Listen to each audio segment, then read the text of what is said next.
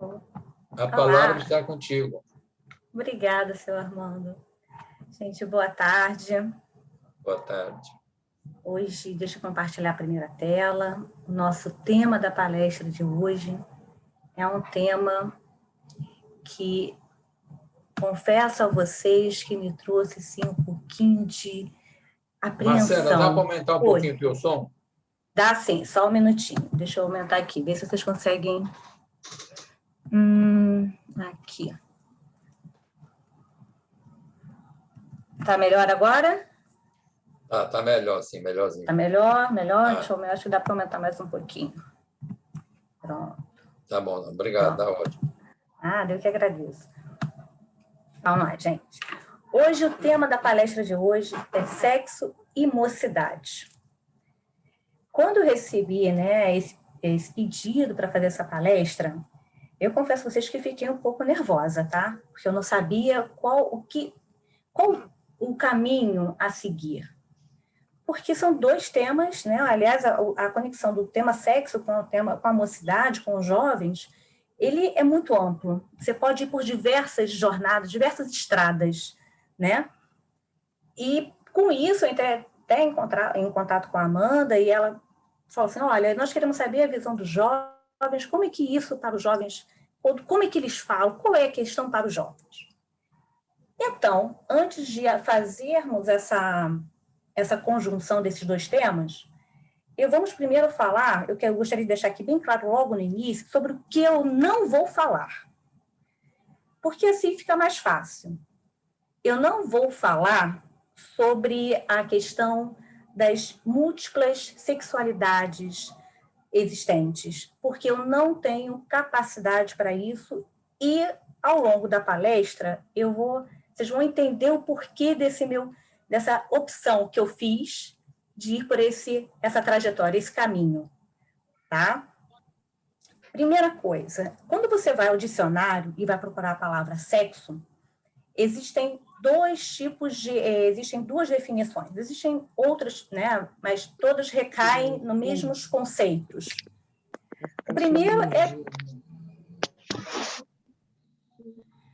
O primeiro recai sobre a reunião das características que diferem o sistema reprodutor feminino e o sistema reprodutor masculino. São os órgãos sexuais, são os caracteres, é o conjunto de caracteres. E a outra definição é relacionada ao ato sexual em si, à prática sexual. Em relação, quando a gente vai no Livro dos Espíritos, nas questões 201, 202, e vamos 200, 201 e 202, mas hoje eu só trouxe essas duas que os espíritos nos alertam sobre a questão desses caracteres que diferenciam o homem da mulher, quanto o seu sistema reprodutivo, quanto seus órgãos sexuais, os seus órgãos, a genitália e afins. Eles nos informam, em verdade, que o espírito em si, ele não possui um sexo determinado. O que acontece é que para que nós possamos evoluir, precisamos passar por as experiências, pelos caminhos que somente um sexo passa e que o outro sexo passa. Ah, Marcela, mas a questão da sexualidade não é questão de sexualidade. Por mais que uma pessoa, que um indivíduo que nasça com caracteres femininos, não se senta uma mulher, se sente efetivamente como um homem, mas por ele ter nascido com os caracteres sexuais femininos, ele pode gerar. Então, a gestação, independente da sexualidade, independente do que ele sinta, do como ele se sinta, do que ele se sente, a orientação que ele tem, a orientação sexual que a pessoa tenha, somente mulheres, ou seja, somente os indivíduos que nasceram com o sistema reprodutor feminino vão poder gerar. E essa é uma experiência carregada de sentimentos, de emoções, que o espírito necessita para o seu progredir. Porque não podemos esquecer que somos espíritos imperfeitos. E o nosso objetivo, quando a gente fala de evolução espiritual, o nosso objetivo é chegarmos ao final como espíritos puros. E que para chegarmos como espíritos puros, temos que ter na nossa trajetória, no nosso currículo, experiências e vivências de ambos os seres, de ambos os sexos. Porque somente assim você consegue chegar no integral, no equilíbrio, na completude, na perfeição. Então, os espíritos nos informam, né, que não importa se ele vai passar, se o espírito vai encarnar no corpo de um homem ou de uma mulher. Porque o que vai guiar, na verdade, são as provas pelo que ele tem que passar, esse aprendizado. No tocante à questão do sexo como ato sexual, eu me socorri, eu fui correr para a Joana de Ângeles, que no livro Amor, Imbatível Amor, ela traz que o desejo impõe-se como fenômeno biológico, ético e estético, necessitando ser bem administrado em um como no outro caso, a fim de se tornar motivação para o crescimento psicológico e espiritual do ser humano.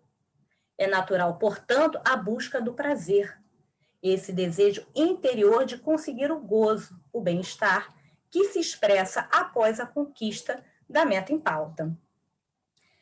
Quando o assunto é o ato sexual em si, nós temos que deixar umas coisas bem claras. A doutrina espírita não possui dogmas, ou seja, ela não possui regras para nada. Ela, na verdade, ela te informa, ela nos dá o conhecimento das leis morais e nos informa, nos orienta, nos esclarece, dizendo que a felicidade plena, essa evolução que nós tanto almejamos, só é possível quando a perseguição, né, desses objetos, dessa evolução moral, dessas leis morais. Nós temos que nortear nosso comportamento pelas leis morais, mas não há nenhum livro que você vai dizer o que é certo e o que é errado, para nada, inclusive para o sexo. Não existe na doutrina, olha, o sexo assim, assado, tem que ser feito assim, assado, errado, o sexo assim é certo. Não existe isso. O que eles nos informam, eles nos dão conteúdo para que nós possamos, através do nosso livre-arbítrio, optar por aquilo que nós desejamos. Fazer as nossas escolhas de uma forma planejada, reconhecendo a responsabilidade por elas. Né? Consequentemente, como eu falei, não há dogma. Então, para o espiritismo, o sexo não é visto apenas como um meio reprodutivo, como um meio de reprodução. Ele tem esse fim, sim, é um dos, mas não é o único. O sexo é uma das expressões da nossa energia sexual.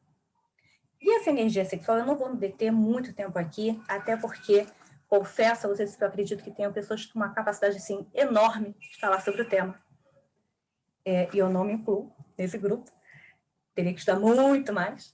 Mas a energia sexual é uma energia com uma potência tão grande que nós não conseguimos imaginar. E por conta da nossa imperfeição, por conta da nossa cultura, por conta dos nossos medos, da nossa história, quando ouvimos a expressão energia sexual, colocamos como se fosse sinônimo ou algo relacionado exclusivamente ao sexo, e não é. A energia sexual é que nos impulsiona a movimentos criativos, a energia, a produção de cultura, ela tem uma potencialidade infinita. E quando não é bem administrada, ela nos leva à tristeza profunda, a situações de tristeza, diria até um pouquinho de depressiva. Elas pode nos levar ao céu, se bem utilizadas, ou, usando o termo bem, né? Ou ao inferno, com aquela sensação muito ruim. Bom, o que acontece? Nós seres humanos, buscamos a nossa felicidade. Nós vivemos em busca dessa nossa felicidade. E é essa busca que, na verdade, é responsável pelas nossas grandes realizações. E o sexo, ele é também uma dessas formas, porque ele, como eu expliquei, ele é uma das expressões dessa energia sexual. É um fenômeno biológico. Essa busca do prazer, como diz Joana, é natural. O que não pode ser visto, e que nós temos que ter sempre muita atenção, é que o prazer, esse prazer que o sexo nos fornece, ele não é sinônimo de felicidade. Felicidade é muito ampla. Ela vai além. Mas não podemos também negar essa questão, que é nossa, nós somos imperfeitos ainda vivemos muito na matéria. Não podemos negar a importância desse ato na nossa vida, na nossa prática. Até porque, quando dois seres, 2 espíritos, se unem em um ato sexual, e quando essa relação existente entre eles é uma relação pautada por confiança, por afeto, ele traz uma sensação de paz, de tranquilidade infinita para o espírito, impulsionando-o a continuar a sua existência nessa busca pela felicidade. O oposto, quando dessa relação é feita de uma forma, de forma tal que não existe uma relação, uma relação de confiança, que é o famoso sexo casual, essa energia ela é muito limitada. Ela não transcende, ela não leva essa paz de espírito, ela não fortalece. Na verdade, a sensação que se tem é um vazio logo após. Só há satisfação da parte biológica, fisiológica. Isso é muito claro quando a gente vê determinados filmes ou novelas, ou relatos mesmos de pessoas que, após terem uma cena, você vê uma cena de sexo casual, do qual se ouça, ou explícito, hoje em dia tudo é muito explícito, ou quando se insinua que houve, o outro acorda sozinho. Sempre tem um que acorda sozinho. Porque é uma sensação de incômodo muito grande, que às vezes até inconscientemente o outro precisa sair dali. Você não está bem naquela situação. Então, é algo que nós temos que entender, compreender. De acordo com o livro Vida e Sexo, pelo Espírito Emmanuel, sexo é espírito e vida, a serviço da felicidade, da harmonia do universo. Olha a importância. Consequentemente, reclama responsabilidade e discernimento, onde e quando se expresse. Claro, sendo o ato sexual uma das 1000 formas de exercício do livre-arbítrio, óbvio que eu estou falando do consensual, uma das 1000 formas do livre-arbítrio, consequentemente, teremos responsabilidade. É óbvio, tudo é uma lei de ação e reação. Não se pode negar essa reação. Não se pode achar que é só um ato e que não haverá consequências. Espiritualmente, há consequências. E, na maioria, uma boa parte dos casos, há uma consequência também nessa vida material. Mas agora, por hora, vamos fechar esse conteúdo sobre sexo e vamos falar da mocidade. Que é a mocidade? Quem são? Onde vivem? Eu adoro, eu trabalho, sou evangelizadora da mocidade, adoro trabalhar com esse grupo, que no SEACE corresponde à faixa etária de 12 a 21 anos. Mas, segundo o Estatuto da Criança e Adolescente, a mocidade, ou o jovem, o adolescente, vai de 12 a 18, e, de acordo com o Estatuto da Juventude, o jovem é dos 15 a 29 anos. Tá, mas por que esses dados? Porque nós temos que entender do que nós estamos relacionando com o quê. Vocês repararam que há uma certa variação, né? O Estatuto da Juventude diz que jovem até os 29 anos. E por que essa data? De acordo com a ciência, o nosso cérebro somente está realmente formado a partir dos 28, 29 anos.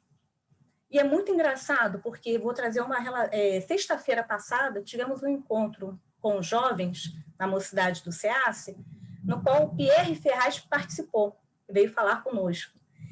E foi perguntado a ele por que essa questão do jovem com a bebida. Porque, pela lei brasileira, você só pode vender bebida alcoólica a partir dos 18. E foi perguntado, e ele, muito, né, didático, ele explicou que, efetivamente, é por uma questão legal, que o cérebro somente está formado a partir dos 28, 29.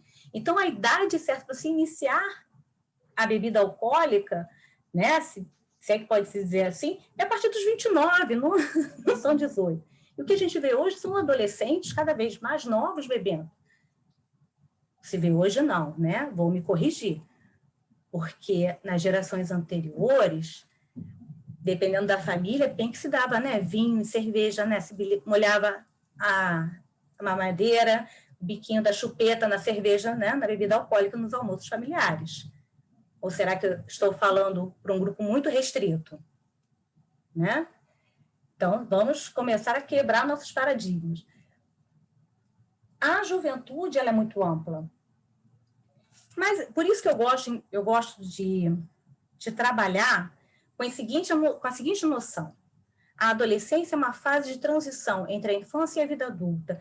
E se eu não estiver enganada, depois, se algum psicólogo, por favor, me ajude, se puder depois me informar, eu acho que é mais ou menos uma tese da psicologia. Psicologia, eu acho que encara a adolescência mais ou menos como isso, né? Uma fase de transição entre a infância e a vida adulta. Que vida adulta é essa? Quando se inicia a vida adulta? Embora tenhamos, né, esse conhecimento de que o cérebro só está formado a partir dos 28, 29, a vida adulta, às vezes, corre mais cedo. Dependendo do jovem, ele tem uma função no seu meio familiar que o impõe o amadurecimento correto, não é correto, não, mais corrido, mais acelerado. Quantos jovens de 18 ou até antes de 17 não são chamados, são os rimo de família, ou seja, aqueles jovens que têm que trabalhar por sustento, para colaborar no sustento da casa. Vocês estão vendo que é muito amplo esse espectro. Eu trouxe essas figuras aqui sobre... Vocês estão vendo que tem vários, são 4 fotos. A primeira, não sei se eu vou conseguir mostrar aqui, ó. Tá vendo essa primeira aqui? É do Woodstock, 1969. Essa aqui de baixo, o primeiro Rock in Rio, em 1985. Essa aqui de cima, Movimento Caras Pintadas, em 1992. E aqui, Greta Thunberg, em 2019. O que elas têm a ver com o tema? Na verdade, o que eu quero trazer aqui, o meu objetivo hoje é trazer uma reflexão. Que reflexão? De uma forma bem leve. Tem uma frase que a gente escuta, eu escutei muito, e eu já me peguei repetindo. A geração de hoje está perdida. Todas as gerações estavam perdidas, porque com certeza a geração anterior ao pessoal que foi para Woodstock, a galera que viveu nessa época, em 64, em 69, início da década de 70, olhou para essa nova geração e disse: está perdido, acabou o mundo. Como é que o mundo vai se sustentar dessa forma? Mesma coisa, os pais do pessoal que foi para o Rock in Rio em 85. Não tive por pouco essa oportunidade. Vão olhar para esses jovens e vão dizer assim: está perdido, só quer saber de rock, só quer saber de festa, só quer saber de grupo.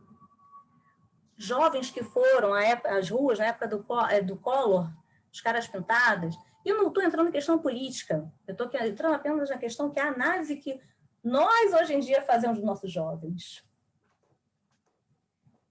Será que todas as gerações estão perdidas? Será que é isso mesmo? Bom, e aí, com o momento de reflexão, como eu falei no início, eu fiquei um pouco perdida com esse tema.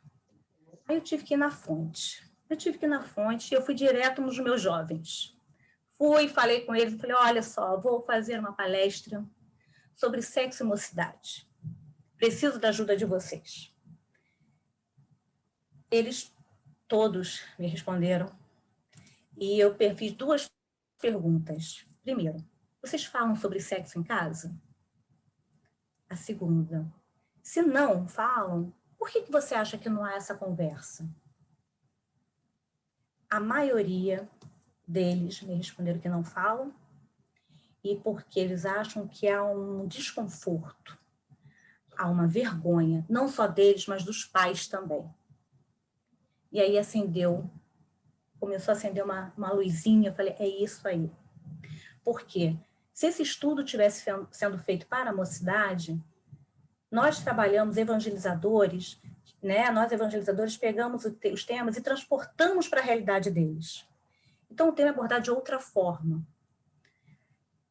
Quando o assunto, numa palestra pública, eu acredito que o público que está assistindo é composto, em sua maioria, por pais, por avós, por tias, por pessoas que têm ao seu redor jovens. Então, eu quero trazer hoje esse tema de uma forma reflexiva, para que nós possamos compreender qual é a nossa importância. Por quê? Porque, como Emmanuel nos informou no livro, sexo é espírito. Então, por que nós temos tanto tabu? Por que temos tanta vergonha de falar sobre isso? Talvez porque não estejamos sabendo falar. Por quê? Vamos começar a nos questionar. E aí, tem um jovem que me respondeu de uma forma tão... Eu falei, foi assim, e eu aprendi. Com a resposta dela, eu aprendi. Ela me falou, a resposta começou assim: nós não falamos tanto sobre sexo em casa, mas falamos muito sobre sexualidade. E aí, na segunda pergunta, foi esse texto que eu coloquei aqui. E aí eu vou ler porque eu acho muito importante, embora seja um pouquinho extenso, tá? Eu acho que muitas vezes as pessoas pensam que tratar desse assunto vai fazer com que os jovens comecem a sua vida sexual mais cedo, além de ter muito tabu envolvido. Porém, é óbvio que o jovem vai procurar informação em outros lugares, que, na maioria das vezes, constroem pensamentos errados e machistas.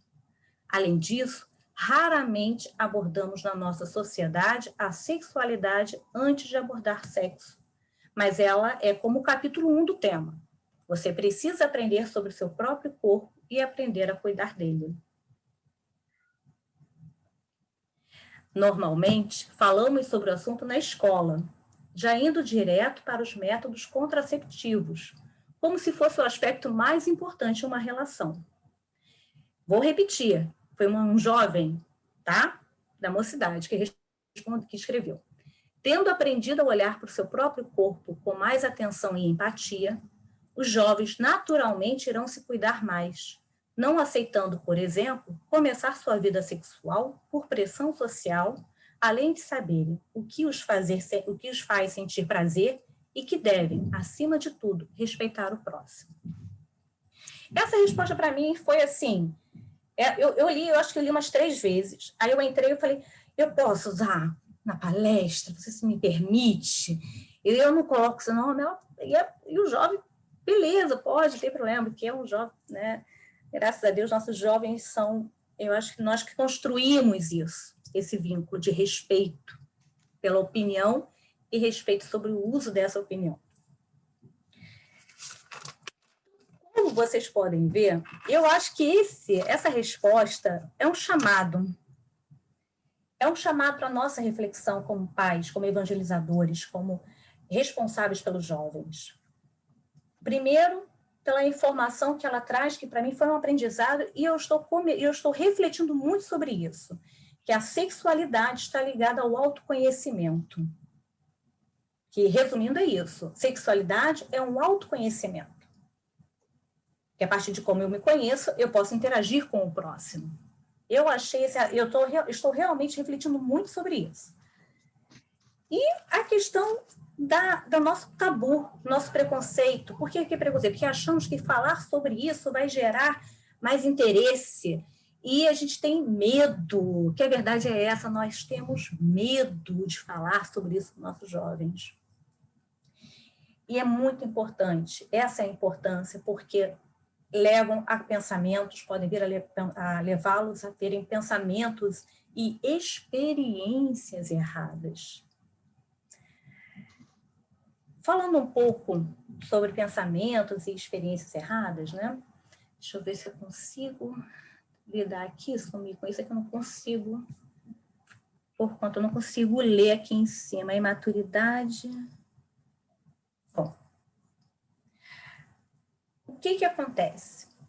Antigamente, aí vamos para um passado histórico, o que acontecia? Como é que o sexo era tratado? O sexo era tratado como na verdade, era castração. Era proibido, era vedado, era algo impuro, errado. Consequentemente, com a evolução da sociedade, essa ideia de repressão, de castração dessa emoção, ela fica aonde? Fica gravada no nosso perispírito. Porque não é tratado. Porque imagina a culpa de alguém naquela época, e infelizmente ainda hoje algumas pessoas tratam do sexo desta forma, que é errado, que é somente para fins reprodutivos. Então, se é errado, se eu tenho desejo, eu estou errada, Deus vai me castigar, eu sou imperfeita, eu sou impura. Esse sentimento de culpa fica gravado no nosso perispírito. E quando a gente reencarna, a gente leva essas marcas para nossas existências futuras. E quando a gente leva com traumas. E é difícil da gente começar a trabalhar, né, sobre essas questões. Mas são esses efeitos dessa castração que nos fazem, às vezes, termos comportamentos completamente incoerentes com o que os espíritos nos informam sobre o que é sexo. E, consequentemente, como temos vergonha, um certo tabu em falar sobre isso, nós não conseguimos desvendar, não conseguimos esmiuçar, não conseguimos trabalhar essas questões. Com a evolução da sociedade, do mundo, e Joana explica isso, né, muito bem, e eu tenho certeza que psicólogos falarão disso com uma sabedoria muito maior, né? O que aconteceu? Houve uma liberação sexual, na qual tudo é permitido, tudo é possível. E não há uma ponderação. Trabalhamos atualmente com esses dois extremos do sexo. O sexo castração, como algo impuro, e essa liberação sexual, no qual tudo é permitido. Independente do que seja, independente das energias, independente da vontade, independente desse seu autoconhecimento. Só que entre esses extremos tem muita coisa ali no meio. E a espiritualidade nos informa, a Joana diz isso, sendo mais específica, a Joana de Ângeles nos explica isso, que quando você passa por um período de castração, há uma tendência psicológica a uma liberação, que no bom português, uma boa, não é magia, mas um bom ditado popular, né? Quem nunca comeu doce, quando come, se lambuza, é isso. É uma dificuldade que nós temos, como vivemos muito castrados, passamos a tentar uma liberdade, estamos soltos, livres. E se levarmos para outro aspecto, para que possamos fixar bem o porquê dessa liberação, o porquê desses extremos, quando Moisés liberou os hebreus do Egito, eles eram escravos, que nada podiam, que estavam acondicionados, estavam castrados em vários sentidos. Quando Moisés sente a necessidade de criar leis para que pudesse organizar aquela sociedade, para que eles não ficassem dispersos, soltos, se sentindo muito livres e como senhores de tudo e de todos. Entenderam? Pegaram a ideia? Esses dois extremos criam desequilíbrios, criam desarmonias no espírito. Então, é o que a Joana fala no Ser Consciente, né? A imaturidade psicológica, e aí eu vou tentar ler aqui, mas está difícil, o meu está bem em cima aqui. Opa, não, voltei. Opa, aqui. Predispõe a uma aspiração da felicidade, a imaturidade psicológica predispõe a uma aspiração da felicidade que, conseguida, logo desaparece e, observada mais tarde, apresenta-se desagradável, perturbadora, Claro, aquilo que você acha que vai lhe trazer feliz, como uma liberdade, com poder de tudo, lhe traz uma falsa aspiração de felicidade, que ao ser conseguida, acarreta uma situação desagradável, um desequilíbrio. Assim como o entendimento do comportamento imundo, não é o do sexo propriamente dito, porém de quem o vive, conforme o seu estágio de evolução e de seus sentimentos. Não é o ato em si, é a forma como você encara, é o sentimento que está envolvido naquele ato. Questão da energia sexual que eu falei lá atrás. Tá bom, muito bem, mas foi perguntado a Divaldo Franco em 2005, em setembro de 2005, o que o Dr. Bezerra poderia dizer aos nossos jovens, né? A mocidade, o que o Dr. Bezerra poderia falar sobre a mocidade, na verdade, a atuação da mocidade no movimento espírita do Brasil. Então, eu coloquei o texto, quem quiser depois procurar, essa foi uma psicofonia de Divaldo, em setembro de 2005. Eu acho que no site do Divaldo tem essa comunicação. Ela é linda e enorme. E eu coloquei só esse trecho, assim, para mim, essa que está em roxo aqui é o fundamental. Diga-lhes que são a força, e os mais velhos são a sabedoria. É necessário unir a força com a sabedoria, porque a força que não tem discernimento transforma-se em desastre, e a sabedoria, que não tem força, não pode produzir nada. Dr. Bezerra foca na troca entre os jovens e os mais velhos, entre essa nova geração, que nós temos, que são tidos como perdidos, não são nada, e nós. Quando ele diz que os jovens são a força, ele está querendo dizer que os jovens, na verdade, eles possuem uma impulsividade natural da sua composição biológica, da sua composição fisiológica. O jovem é impulsivo por natureza. E é por conta dessa impulsividade que o jovem olhando ao seu redor, consegue ver coisas que nós apenas estamos enxergando. Ou seja, o jovem analisa uma situação, como a Greta Thunberg, lá na frente. Olha só, o meio ambiente está um caos, está falindo e ninguém está fazendo nada efetivamente para combater essa degradação ambiental. Ou é o jovem que você escuta nas televisões falando de movimentos solidários no meio de uma pandemia. Inúmeros jovens iniciaram distribuições de alimentos e de comida e de água à população carente no meio de uma pandemia. Eles viram algo que nós só estávamos enxergando. E essa impulsividade, são eles que nos trazem essa força e nos trazem essas situações, eles apontam essas novas situações. Então, nós aprendemos com eles. Como evangelizadora, eu tive uma grande oportunidade, eu tenho uma grande oportunidade de aprender com eles, diretamente, e é maravilhoso.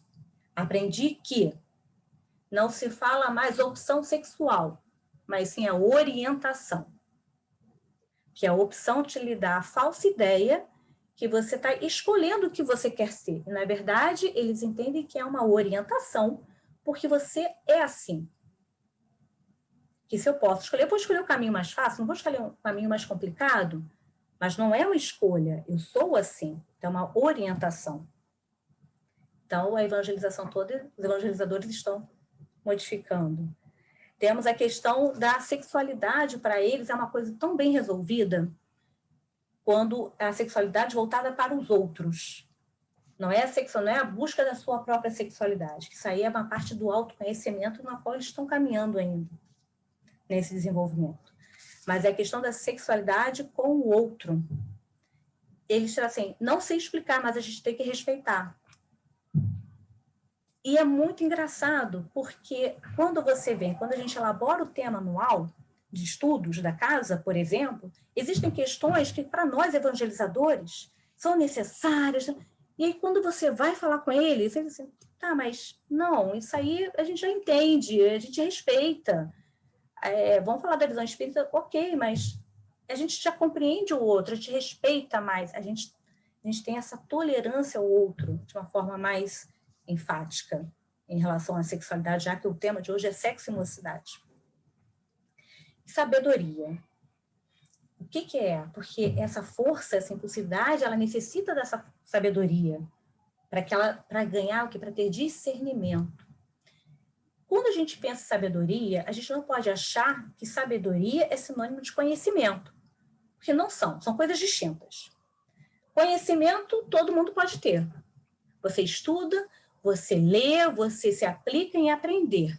Sabedoria é quando você pega todo esse seu conhecimento e transforma em algo que o outro irá compreender. Você transfere esse conhecimento para outra pessoa e transfere da forma que o outro vá conseguir compreender. É igual um professor. O professor pega a matéria e vai aprender, vai aplicar e vai apresentar essa matéria para os seus alunos de acordo com o grau de escolaridade. Jesus, nosso mestre, quando foi nos ensinar, ensinar determinados conceitos morais, ele se utilizou de parábolas, porque sabia que não adiantava ele apenas falar e apresentar os conceitos, se não levasse de uma forma que o povo pudesse acompanhar e raciocinar.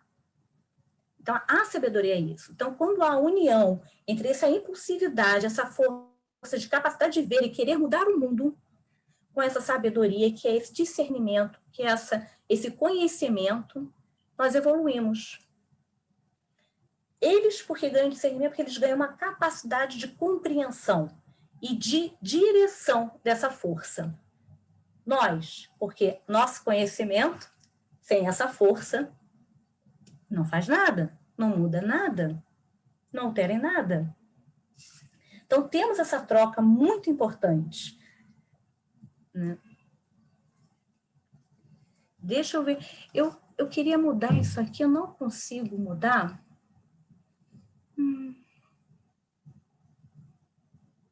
Eu gostaria que... Deixa eu ver se eu consigo mudar isso aqui. Ah, agora foi. Pronto, foi. Voltando. Joana de Ângeles nos informa que o que tem faltado é conveniente orientação educacional para a vida sexual, assim como equilíbrio por parte de religiosos e educadores, líderes de massa e agentes multiplicadores sociais, que sempre refletem as próprias dificuldades de relacionamento e vivência sexual, abrindo espaços para que múltiplas correntes de conduta, não poucas vezes exóticas, assumam cidadania, mas perturbando os indivíduos em geral, e particularmente as gerações novas, porque desequipadas de esclarecimento. O que Joana nos informa? Essa troca, que é apresentada pelo Dr. Bezerra, entre os jovens, ela é sobre tudo, ela é para tudo, em todos os sentidos, mas é necessária também para essa orientação educacional para a vida sexual. A orientação sexual, ela deve ser realizada. E ela deve ser realizada por quem? Por aqueles que detêm a sabedoria. Por quê? Quando nós reencarnamos, antes de nós reencarnarmos, nós sabemos que temos o planejamento familiar. Nós sabemos que quando nós reencarnamos em uma família, ela não é por acaso. O espírito não acredita em acaso. Então, devemos assumir a responsabilidade dessa educação. Porque essa orientação sexual, se ela não for realizada, se ela não for bem realizada, ela pode auxiliar a que o espírito caia mais erre mais com a sua energia sexual, que não dê uma boa destinação a essa sua energia sexual. Nós nos tornamos responsáveis pela ausência na orientação aos jovens. E eu cheguei a essa conclusão e eu fiquei assim, completamente, mas é isso, a verdade é essa, nós nos tornamos responsáveis não pelas escolhas que os jovens irão fazer, mas pela ausência de orientação. Mas que tipo de orientação? Essa que eu falei no início da palestra. Temos que entrar em contato informando que existe uma energia sexual, que a relação sexual entre dois espíritos, quando imbuídos de sentimentos bons, de afeto, ela é super benéfica. Quando, ao contrário, ela vai trazer uma energia apenas no campo físico, com grandes possibilidades de marcações no nosso perispírito, no nosso espírito. Ela não vai nos trazer a paz que uma relação sexual saudável traria, um conforto. Ela não fará isso. Essa é a orientação educacional que nós temos que passar. Passar sobre a necessidade de encarar o sexo como uma responsabilidade, sim. Não só apenas na questão biológica de gravidez durante a adolescência, como a jovem falou, né, na sua resposta. Não é apenas uma questão de... Isso não é o único problema que se pode vir até, se pode ser chamado de problema, mas não é o único problema que pode vir de uma relação sexual, a uma gravidez na adolescência. Existem 1000 outros problemas, traumas profundos que ficarão marcados na sua na sua identidade, que acarretarão problemas tanto no seu dia a dia, nessa existência, como poderão ficar marcados no seu perispírito e ser levados para existências futuras. Olha a importância. E o que nós temos feito, meus irmãos? Por medo, por vergonha, temos optado por ficar calados e deixamos eles ao relento as informações de internet, de mídias, delas todas, de internet, televisões, seriados, novelas. Não estou dizendo que eles não devem assistir, não é isso. Mas como é que eles podem desenvolver o olhar crítico se eles não têm uma outra contrapartida? Como você pode educar? Educar é isso, é você dar a base. Evangelizar é auto-evangelizar-se, é dar o exemplo também, dando o exemplo e dando a base para que o jovem possa optar, fazer uma escolha um pouco mais consciente. Por jovem, como disse Pierre, a consciência ainda é muito completa por conta dessa impulsividade mesmo. Essa consciência para eles ainda é um pouco turva, mas eles começam a ficar alertas para isso.